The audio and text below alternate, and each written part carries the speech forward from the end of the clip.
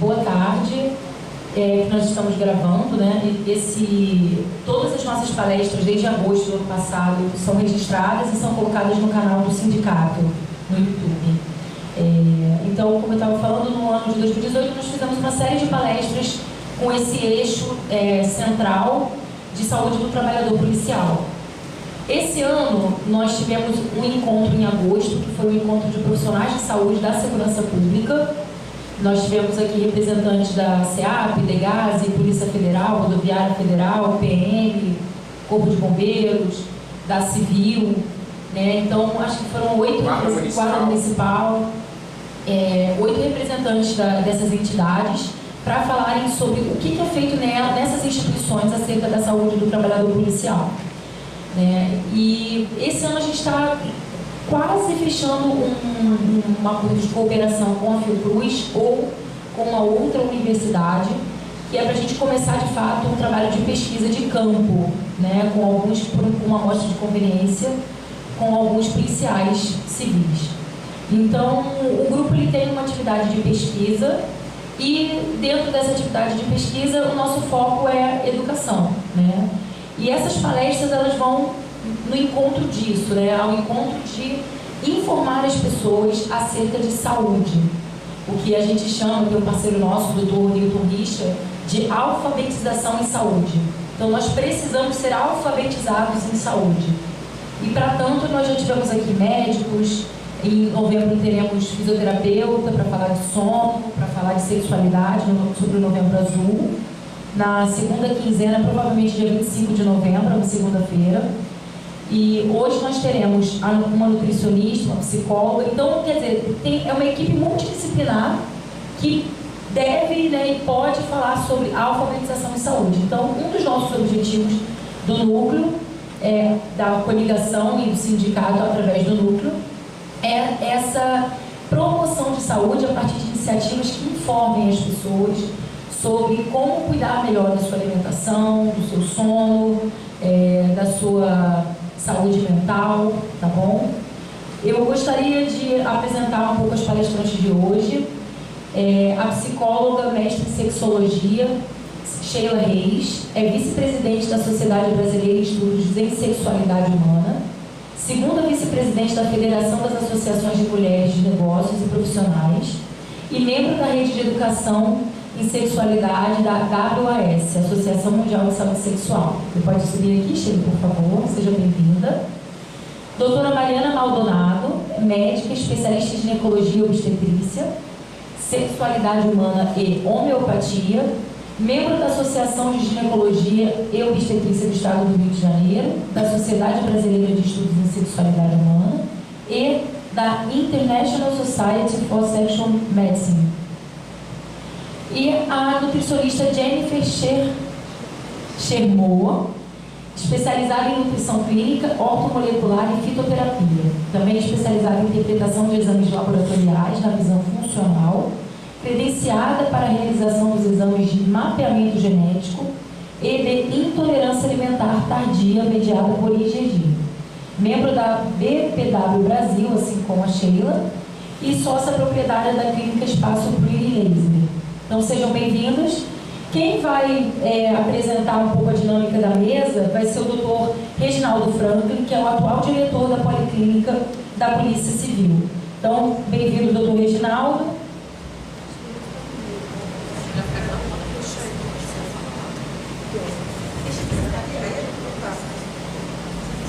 Ele vai sentar para assistir vocês. Boa tarde, pessoal. Muita satisfação de estar aqui e agradecer a doutora Natália o convite, que me chegou até com uma surpresa.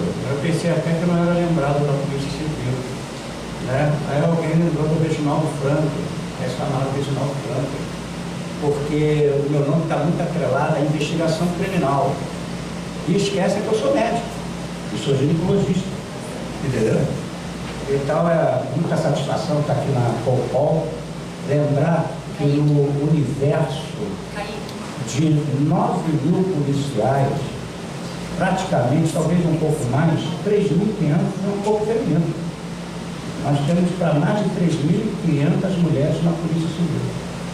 Então, deixar isso frisado nesse mês de Outubro Rosa, mas é que todos os meses, né, a importância do exame da mulher. Esse é o foco do nosso trabalho hoje, 3 palestrantes que vão atuar em 3 esferas de saúde. A esfera física, a esfera psíquica e a esfera nutricional. Eu estive vendo ali a formação das doutoras, então eu acho que vai ser uma tarde maravilhosa e bem interessante. Nós vamos definir aqui a apresentação em 20 minutos, cada uma delas. Ao término das 3 apresentações, a gente abre para discussão, ok? Então, quem vai ser primeiro a falar? Doutora. Passa a luz aqui, tá? Costumo falar que na ginecologia, o médico ginecologista não é o médico da mulher, é o médico da família. É verdade. Obrigada, tem toda a razão. A gente acaba cuidando de todo mundo no final das contas, onde eu me posiciono, tá bom? Acho que pode ficar Mais aqui, pra cá? por favor. Deixa eu ver aqui, só para eu poder me entender com isso primeiro. Aqui, essa lateral é para passar o vídeo, né? Para passar o slide, né? Tá, ok, vamos lá, vou voltar. Bom, uma boa tarde a todos e a todas. Vejo que temos na plateia, fora os 2 rapazes aqui, mais 2 ali atrás, né? E temos moças, mulheres, é isso aí, nossas mulheres, porque o tema é um tema sobre mulher, né? Vamos falar sobre câncer de mama, né? Nos diversos aspectos, mas eu acho super importante que os homens também escutem, porque afinal de contas vocês podem ser pais, vocês são filhos, vocês podem ter esposas, namoradas, e é muito importante que o homem também entenda desses assuntos femininos, porque isso não é só coisa de mulher, né? Os homens também têm um papel muito importante quando a gente fala da prevenção, né? E prevenção, inclusive, não só da saúde das suas companheiras, ou das suas amigas, das suas filhas, mães e avós, enfim, mas também quando a gente fala de prevenção, a gente está falando da prevenção da saúde mesmo. Então, é legal que o homem também tenha a noção de que, além de ajudar a mulher a se cuidar, ele também tem que cuidar de si mesmo. No mês que vem, Novembro Azul, é um mês que se fala muito sobre a prevenção do câncer de próstata, né? E é muito importante que os homens também tenham isso em mente. Se prevenir, prevenção é a chave de muita coisa, é a chave da solução de muitos problemas, inclusive. Evita muita dor de cabeça. Tá? E aí, para a gente falar de prevenção, o Outubro Rosa é um mês que o Ministério da Saúde elegeu para falar um pouco mais, para aumentar e trazer mais ainda conscientização para a nossa população a respeito do problema do câncer de mama, que é um problema de saúde pública e que a gente não tem como deixar de falar, mas como o Dr. Franklin acabou de dizer, né, é legal que a gente fale sobre isso o ano todo. E é importante que a mulher tenha consciência de que ela tem que se cuidar o ano todo, tem que se tocar o ano todo, tem que se conhecer todos os dias, para a sua vida toda, né? Então não é só em outubro que a gente faz isso, mas em outubro foi o mês de eleição. E ali é só o mote, né, onde é que tem a luzinha? É aqui? Esse aqui primeiro? É o da frente? Esse aqui. E aqui esse é o mote da campanha desse ano, do Ministério da Saúde. Não dá para ler muito bem, porque a letra foi um pouco infeliz, né? Eu acho, tá meio esquisito. Mas eu vou traduzir para vocês. Cada corpo tem uma história e o cuidado com as mamas faz parte dela. Então, esse é o mote desse ano do Ministério da Saúde, da sua campanha. Bom, eu sou ginecologista de formação, como já foi apresentada. Não sou mais obstetra há uns 10 anos. Eu cuido basicamente da parte de ginecologia geral hoje. Sou sexóloga, que é a minha segunda frente de atuação e a minha grande paixão dentro do meu trabalho. E também sou formada em homeopatia, tenho formação em homeopatia. Então gosto, né, dessa visão mais ampla, mais multidisciplinar da mulher, né? Então, eu acho que isso faz muita diferença quando a gente olha como um todo e não só para as partes. Então, trouxe alguns dados para vocês aqui para o câncer de mama, apenas para contextualizar. O câncer de mama é o segundo câncer mais frequente entre as mulheres brasileiras, só perde para o câncer de pele do tipo não melanoma, e é o que mais mata a gente, é o câncer de mama. Pela Organização Mundial de Saúde, são estimados mais de 1 milhão de casos novos a cada ano. É muita gente tendo problema. A estimativa do INCA para esse biênio, de 2018 até agora, finalzinho de 2019, é que aconteçam 60 mil novos casos da doença aqui no Brasil. Então, esse número vem aumentando a cada ano, não é só porque as pessoas estão tendo mais doença, é provável que sim, porque a gente se expõe a muitos fatores que são potencialmente cancerígenos o tempo todo, vocês sabem disso, mas também por conta das técnicas de exame. Os exames estão sendo mais bem feitos, as mulheres estão tendo mais acesso.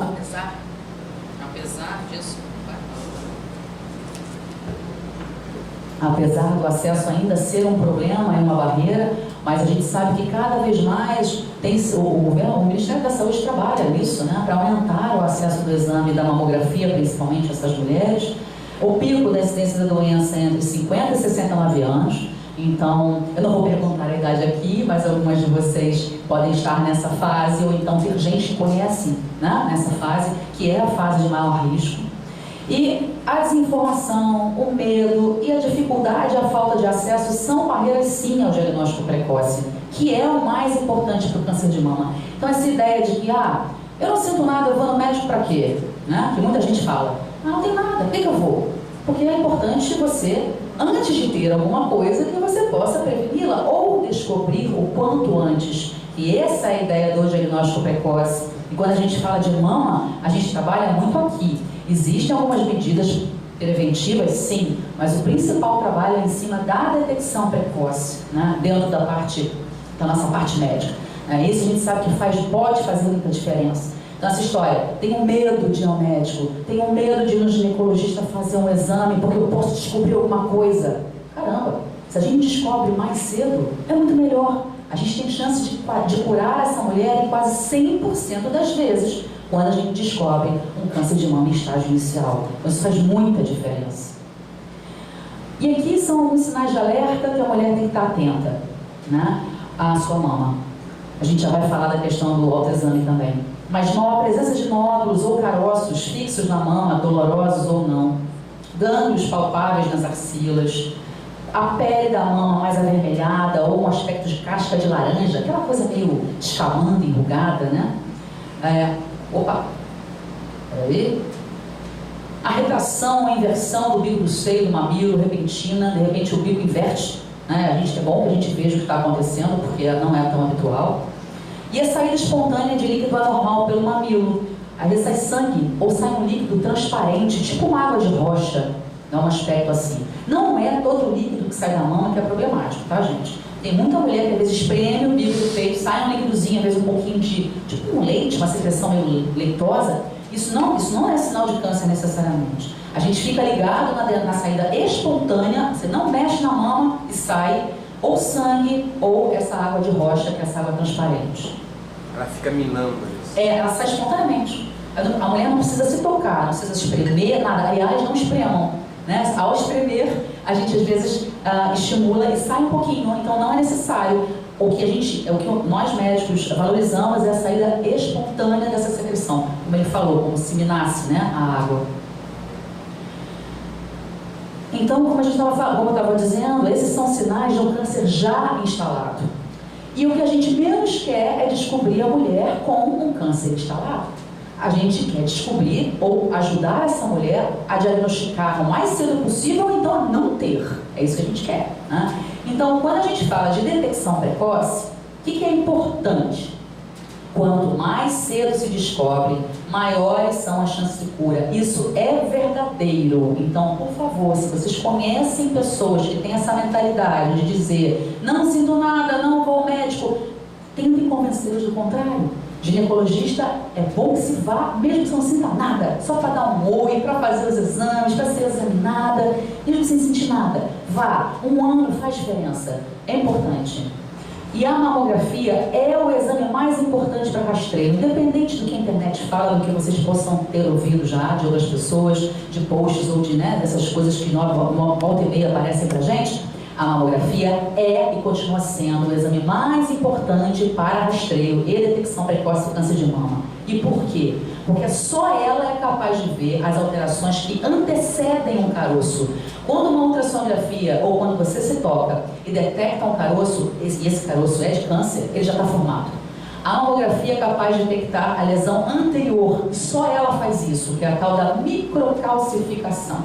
Não são todas as microcalcificações que são malignas, mas existem algumas potencialmente malignas. E se a gente descobre numa mamografia uma microcalcificação com esse potencial, essa microcalcificação, que é microscópica, a gente não palpa, a gente não sente, só esse exame vê. Consegue ser, esse pedacinho micra consegue ser retirado, e isso pode salvar a vida dessa mulher, né, dela ter um futuro câncer. Daí a importância da mamografia. Entre 30 e 40 anos, nós fazemos a primeira, que é a mamografia que vai servir de base para todas as outras, que, segundo a nossa Sociedade de Ginecologia e a de Brasileira de Mastologia, deve ser anual a partir dos 40 anos de idade. Aí entra um conflitinho entre a nossa sociedade e o Ministério da Saúde brasileiro, que recomenda a realização da mamografia bianualmente, ou seja, uma vez a cada 2 anos, a partir dos 50 e até os 69 anos. Então, o Ministério põe essa faixa como faixa de exame, o exame bianual, e a Sociedade de Ginecologia e a Brasileira de Mastologia já fazem parte de outra corrente, porque aí tem uma briguinha, né? Entre a corrente americana, entre a corrente europeia, enfim. E aí não se entendem muito, mas a nossa tendência, tá? Como médico de consultório, médico que tem paciente que não se perde, né? Que tem acesso ao médico, que a gente sabe que o Ministério pensa no nível da saúde pública. Então, se as mulheres não têm sequer um acesso à mamografia uma vez a cada 2 anos, quanto mais anualmente a partir dos 40, é que ninguém faz mesmo. Né? Então, é importante que seja pensado no nível da saúde pública. Então, muito provavelmente foi por isso que o Ministério colocou isso desta forma, né? Mas a gente tende a seguir a recomendação das sociedades de ginecologia e de mastologia para recomendar a realização da mamografia a partir dos 40 anos de forma anual, tá? Pensando nessas microcalcificações. A associação da ultrassonografia das mamas é bem-vinda, principalmente em mulheres jovens, em que a mamografia tem muitas limitações, e aquelas mulheres mais velhas que têm uma mama mais densa. Aquela mama, a gente brinca, né, dizendo que é uma mama mais firme e tal, porque tem mais densidade, tem mais tecido da gente, e conforme o tempo passa, a gente vai substituindo a glândula mamária por gordura, e aí na mamografia fica até mais fácil de ver o nódulo, porque a imagem da mamografia fica mais fácil na mulher mais velha. Então, a associação entre a ultrassonografia com a mamografia é sempre muito bem-vinda, tá? E a ressonância magnética entra em casos muito selecionados, não são todos, e também a ultrassom também é bem-vinda em mulheres com nódulos de mama, mesmo que sejam benignos, e a ressonância entra em alguns casos, para tiroteima ou nos casos de grupos de mulheres que fazem parte do alto risco de dano.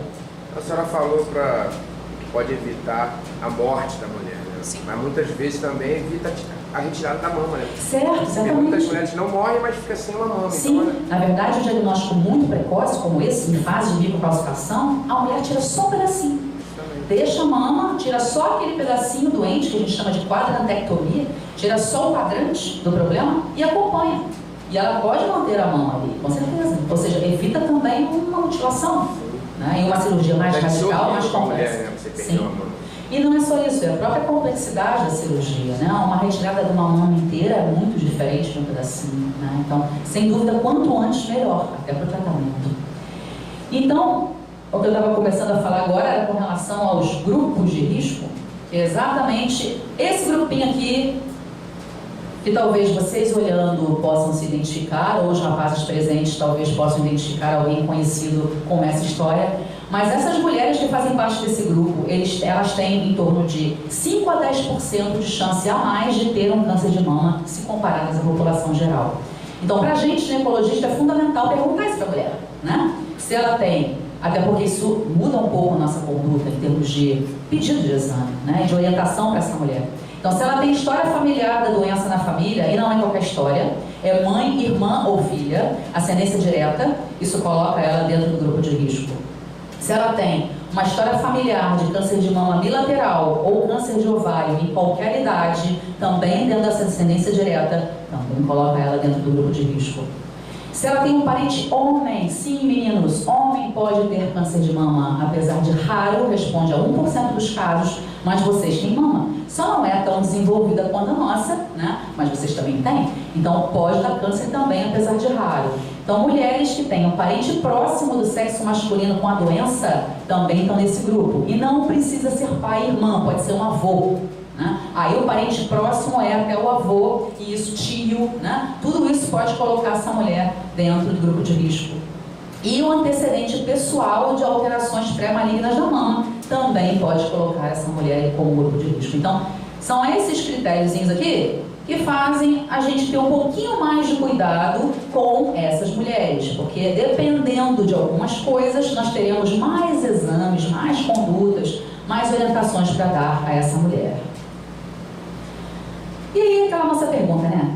É possível prevenir o câncer de mama?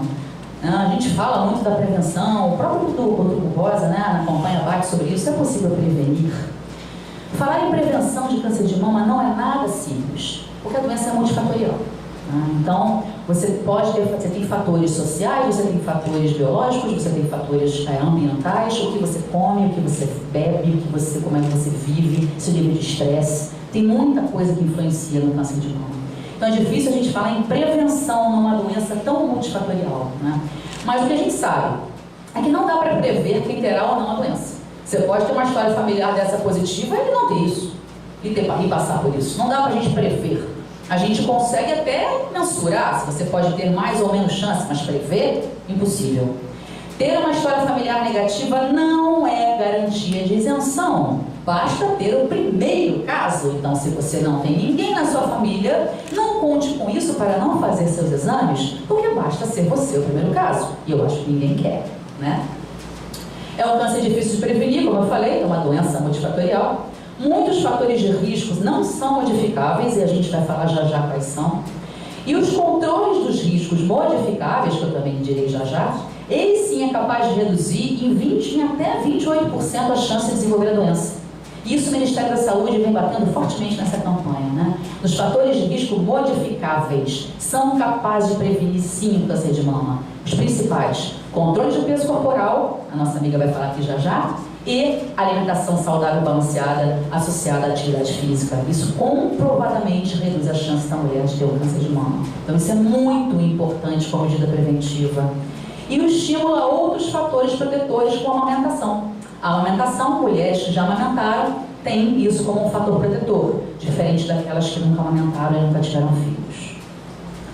Os fatores de risco não modificáveis, só para vocês saberem, aqui não tem jeito. Tem isso, não tem como modificar a sua história, né? História familiar da doença: ter idade entre 50 e 69 anos, que é o pico de incidência. A primeira menstruação antes dos 12 anos é um outro fator de risco. A menopausa tardia, após os 55 anos, é um outro fator de risco. E menopausa que eu me refiro aqui é menopausa mesmo, ou seja, a parada definitiva da menstruação por pelo menos um ano. Aí a gente caracteriza como menopausa, né? Então, após 55 anos também é um fator de risco.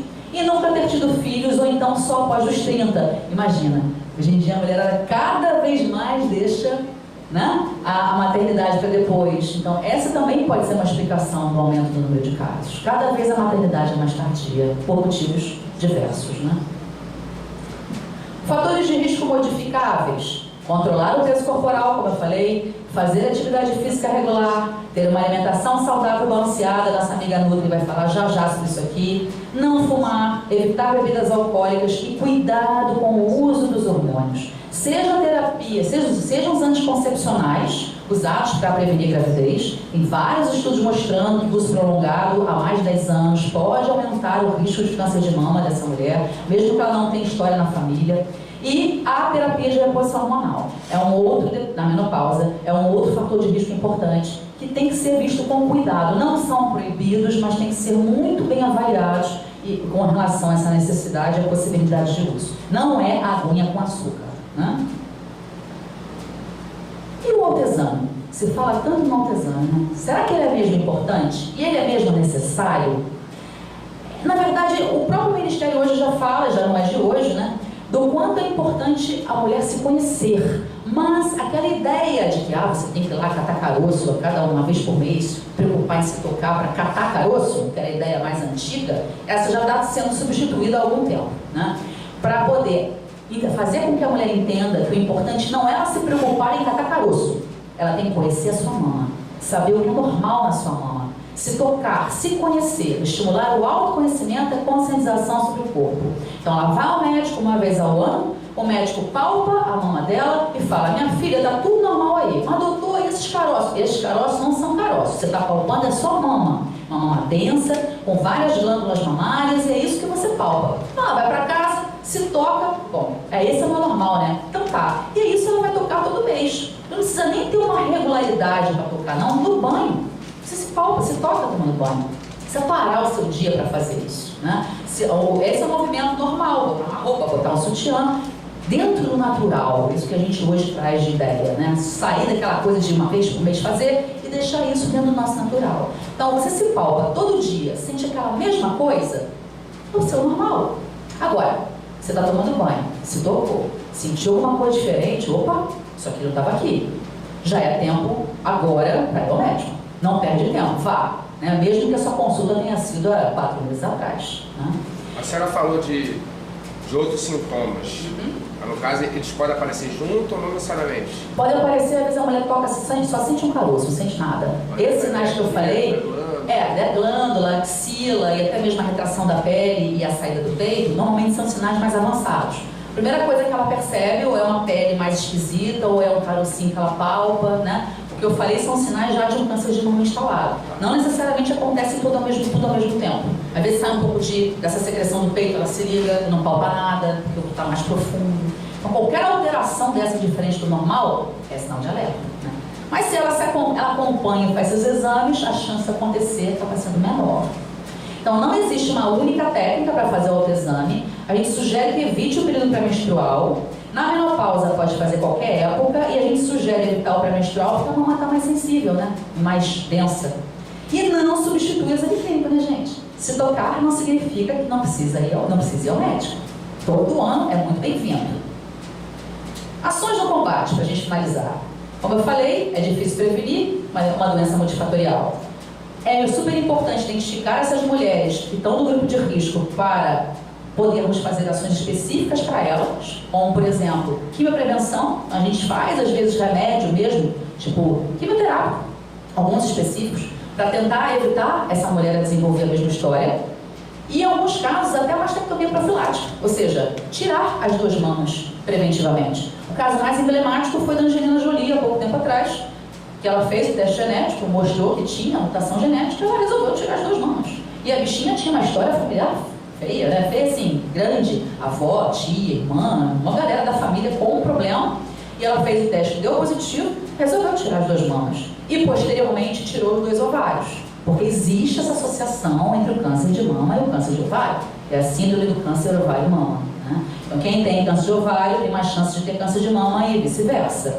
Então, conhecer bem o corpo através do nosso autoexame, ou seja, da gente se conhecer do que é o normal, fazer os exames de rastreamento de acordo com a faixa etária e história pessoal e familiar, e visitar o ginecologista anualmente para o exame clínico, né? Então essas são as ações que todas nós, mulheres, podemos e devemos fazer. Nossos amigos homens podem estimular as suas conhecidas, companheiras, amigas, mãe, filha, enfim, a cuidarem da sua saúde também, ajudando nisso. Já foi ginecologista? Já fez seus exames de prevenção? Nunca é demais lembrar, né? Então essas seriam as ações que nós todos deveríamos fazer para evitar ou para diminuir a chance todas nós termos esse problema, né? Acho que ninguém quer passar por isso, ninguém quer ver ninguém passando por isso. E a gente tem condição de ajudar e de fazer acontecer. Muito obrigada. Quem quiser conhecer um pouquinho mais do meu trabalho, eu tenho um site bem legal, muito vídeo, muita coisa. Eu tenho um canal no YouTube, tenho Instagram, Facebook. Toda semana tem um conteúdo novo sobre vários assuntos dentro da ginecologia. Então quem quiser, dentro da saúde feminina, né? E sexualidade. Então quem quiser, podem participar, me seguir, serão muito bem-vindos. Olá pessoal, boa tarde. tarde. Primeiro, eu quero agradecer o convite para participar desse evento em prol da saúde, né, e ajudar a contribuir, né, na promoção de saúde, de mais saúde através da alimentação, né, da nutrição. Eu vou falar então um pouco aqui minha apresentação, que a gente já foi apresentada. A gente ganhar tempo. Trouxe uma estatística, né, considerada uma das maiores causas de morte, né, em países desenvolvidos, né, uma doença da saúde moderna, né, dos países desenvolvidos, né, segundo a Organização Mundial de Saúde, em 2030 haverão 17 milhões de mortes, né, por câncer. Então é uma doença que tem aumentado, né, com prevalência muito grande por causa da modernidade. Sabemos também que o câncer tem origem multifatorial, né? Existe uma predisposição genética que ela só é desencadeada através do seu estilo de vida, né? De fatores externos, né? Então, não só existe a predisposição genética, mas não é só isso que a gente tem que amparar, né? Devido aos nossos hábitos alimentares, ao nosso estilo de vida, a gente consegue mudar essa chave. Claro que também vai depender do tipo do câncer, tá? Quais são as causas principais que causam câncer, né? São os fatores ambientais, como excesso de contato com os xenobióticos, né, os compostos químicos estranhos, que são os agrotóxicos, os fertilizantes, né, os produtos químicos em geral. Alimentação inadequada, obesidade, sedentarismo, álcool, tabagismo, excesso de medicamentos e também já sabemos que o estresse emocional é um dos fatores de risco também de uma das causas, né, principais aí do câncer, né?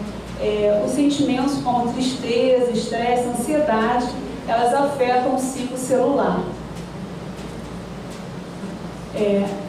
Vou voltar aqui um pouquinho. Todas essas causas, né, ela faz com que aumente o estresse oxidativo, né, aumente os radicais livres, né, no nosso organismo, desencadeando vários tipos de doença.